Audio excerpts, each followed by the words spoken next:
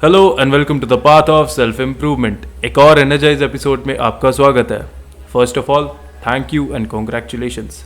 हमारी family finally 500 subscribers की हो चुकी है, which is a very big deal, क्योंकि 500 लोग इस दुनिया में अब ऐसे हैं जो कि अपनी सेल्फ इम्प्रूवमेंट जर्नी को स्टार्ट कर चुके हैं या फिर उसमें अब आगे बढ़ रहे हैं। उनको लगता है कि लाइफ में बहुत सारी चीज़ें ऐसी हैं, छोटी छोटी चीज़ें, जिनको अगर हम सुधारें तो हमारी ओवरऑल लाइफ इम्प्रूव हो जाएगी। It's a very good thing. तो चलो, वीडियो का थंबनेल और टाइटल तो आपने देख लिया। बात करने वाले हैं म्यूइंग के बारे में।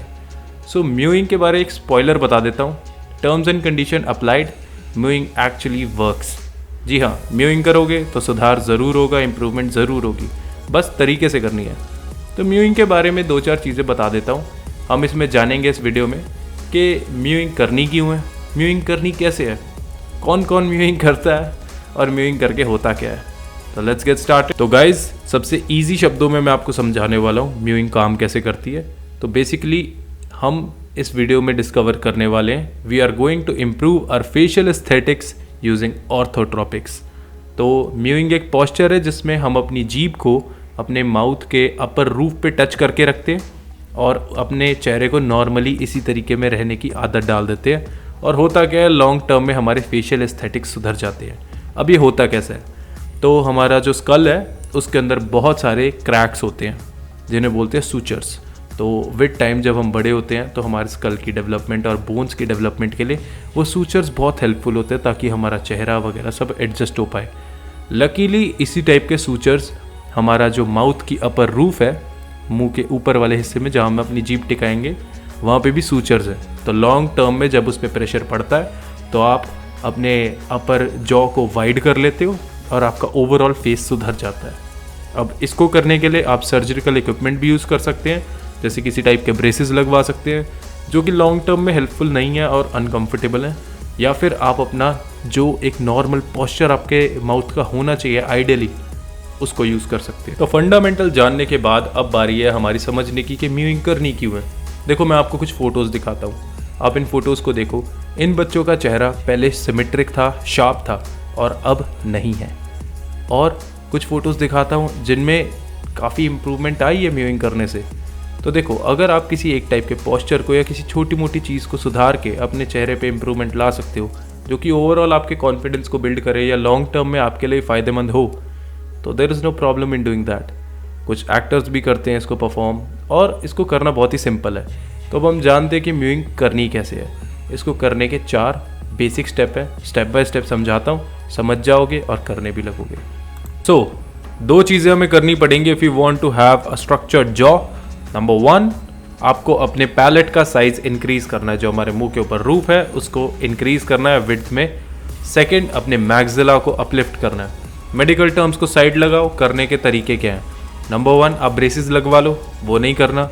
अब रियल में क्या करना है, सबसे पहले हमें करनी होगी नेज़ल ब्रीदिंग। नेज़ल ब्रीदिंग एक बहुत ही इंपॉर्टेंट एक्सरसाइज है जो आपको अपनी लाइफ में ज़रूर करनी चाहिए।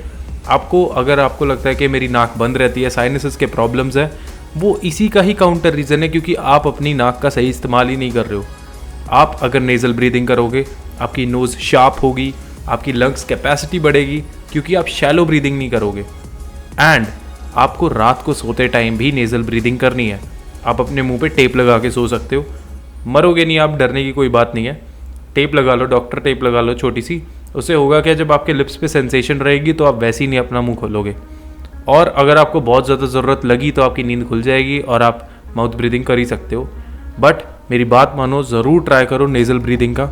एक तो जब आप मेडिटेट करने में बैठते हो तो फोकस करना बहुत आसान हो जाता है अपनी ब्रीदिंग के ऊपर, और आप डीप ब्रीदिंग कर पाते हो, जो कि बहुत अच्छी है ओवरऑल भी। सेकेंड चीज़ जो आपको करनी है, दैट इज़ हमारा गोल्डन पॉइंट, म्यूइंग। तो अब बारी है म्यूइंग करने की। तो म्यूइंग सीखेंगे हम by the greatest doctor Mike Mew. तो उनके बताए हुए प्रोसेस को फॉलो करना, साथ साथ में आप भी समझ जाओगे। तो द नंबर 1 पार्ट इज़ के फाइंडिंग द एंड स्पॉट। जैसे एन वर्ड होता है वैसे एंड स्पॉट है। आपने न की साउंड प्रोड्यूस करनी है और आपने देखना है कि आपकी जीभ की जो टिप है वो कहाँ टच हो रही है, उस स्पॉट को फाइंड करना है। जो आप फोटो में देख रहे हो वही स्पॉट है। एन बोल के ट्राई करो, उस स्पॉट को फाइंड करो। च्यूइंग स्वॉलो, अब आपने चीज़ बोलते हुए अपना फेशियल एक्सप्रेशन बनाना है, अपनी आईब्राउज को राइज भी करना है। थोड़ा अजीब लगता है, कोई बात नहीं, करो। और एक स्वॉलो करो तो आपको पता चलेगा कि आपकी जो टंग है बैक ऑफ द माउथ कहाँ टच हो रही है, उस स्पॉट को भी फाइंड कर लो। Third step is suction hold. अब आपने करना क्या है, मेनली म्यूइंग तो यही है।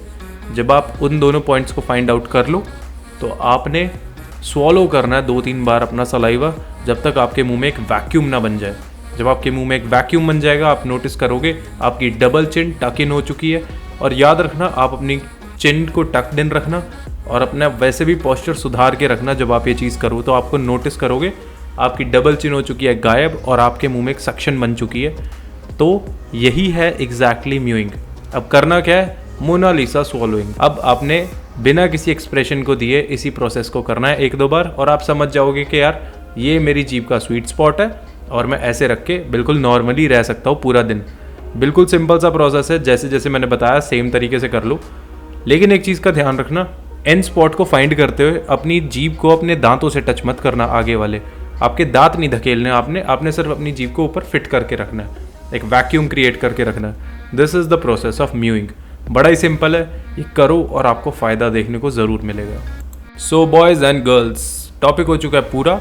आप लोग समझ चुके हो म्यूइंग किस तरह काम करती है, क्या करती है, और आपको नॉलेज मिल चुकी है। देखो नॉलेज कभी वेस्ट नहीं जाती। ये सब चीज़ें अप्लाई करना ना करना बिल्कुल आपके ऊपर है, आप करना चाहो तो ज़रूर करो। बट अब आपके पास एक नॉलेज है जो वेस्ट नहीं जाती। बहुत सारे लोग सोचते हैं कि ये म्यूइंग या फिर अपने फेशियल स्ट्रक्चर हम अपने चेहरे पे ये करा ले, सर्जरीज करा ले, इन्हीं चीज़ों से सिर्फ हमारे ओवरऑल पर्सनालिटी झलकती है। तो मैं बता दूं आपको कि बिल्कुल गलत चीज़ है ये। इस चैनल पे हमने personality development, physical wellbeing, communication skills, हर चीज़ के बारे में बात करी और हम करते रहेंगे। और भी बहुत सारे इन टॉपिक्स के ऊपर मैं वीडियोज़ लेके आऊँगा। देखो अगर आपकी पर्सनालिटी में 100% सिर्फ दिखाने को आपके फिजिकल एट्रीब्यूट्स ही है ना, तो आई थिंक आपकी पर्सनालिटी बहुत ही शैलो है। आपकी सोशल वेलबींग बहुत अच्छी होनी चाहिए, आपको सोशली कम्युनिकेट करना बहुत अच्छे से आना चाहिए, एंड आप एक कॉन्फिडेंट इंडिविजुअल होने चाहिए। देखो फॉर एग्जांपल मैं बताऊं आपको, कैरी मिनाटी है one of the famous YouTuber of India, one of the biggest I will say, if not the biggest. तो वो मिस्टर बीस्ट की वीडियो में गया, वहाँ जाके हमने देखा कि वो किसी भटके हुए बच्चे की तरह घूम रहा है वहाँ। उसको ना कोई बुला रहा है, वो बात भी कर रहा है तो ऐसे हिचकिचा के बात कर रहा है। अब बंद कमरे में तो वो शेर था, पर बाहर जाके ना उससे बात हो रही है ना कुछ। तो आपको एक चीज़ समझनी होगी कि आपकी पर्सनैलिटी सिर्फ 1-2 बातों से नहीं बनती कि आपके क्या नंबर्स हैं या फिर आप क्या कैसे दिखते हो। अगर आपको बात करनी नहीं आती या फिर आप कहीं पे स्ट्रांगली स्टैंड होकर अपना पॉइंट नहीं बता सकते, तो आई थिंक कि बाकी सारी चीज़ें ना बिल्कुल यूज़लेस हो जाती हैं। तो आपने हमेशा उन चीज़ों पे भी ध्यान रखना है और हम साथ मिलके उन चीज़ों को इम्प्रूव करेंगे। On this note, I'd like to conclude this video. It was great talking to you. See you in the next one. Until then, stay strong.